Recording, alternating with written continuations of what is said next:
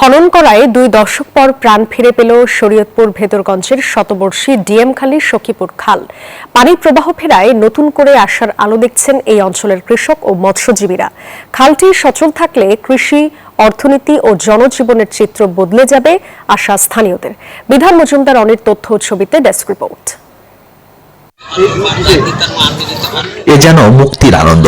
20 বছর পর পানি এসেছে খালে, তাই দল বেঁধে জল কেলিতে কিশোরের দল। ভেসে বেড়াচ্ছে হাঁসের ঝাঁক, চলছে নৌকাও। শরীয়তপুরের ভেদরগঞ্জ উপজেলার শতবর্ষী ডিএমখালী সখীপুর খাল একসময় এই অঞ্চলের মানুষের যাতায়াত ও কৃষিকাজের অন্যতম মাধ্যম ছিল। এটি অপরিকল্পিত স্লুইস গেট ও ভরাট হয়ে যাওয়ায় বন্ধ ছিল পানি প্রবাহ। প্রতি সপ্তাহে সর্বোচ্চবার বিকাশ পেমেন্টে 50 জন হবেন পেমেন্ট চ্যাম্পিয়ন। জিতে নিন টিভি সহ আকর্ষণীয় সব প্রাইজ। এই খালটা বন্ধ হয়ে যাওয়া এখন কোনো মাছই পাইনি।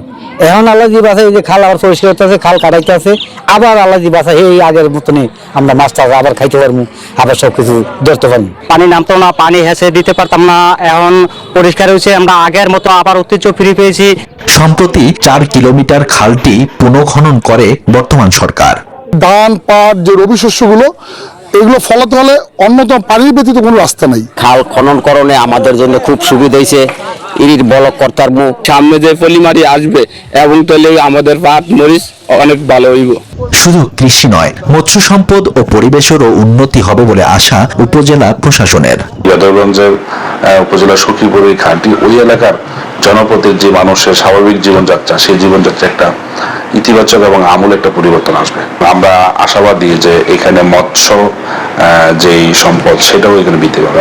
খালটি সচল থাকলে এই অঞ্চলের কৃষি, অর্থনীতি ও জনজীবনের চিত্র বদলে যাবে বলে আশা স্থানীয়দের। Desk report, news 24।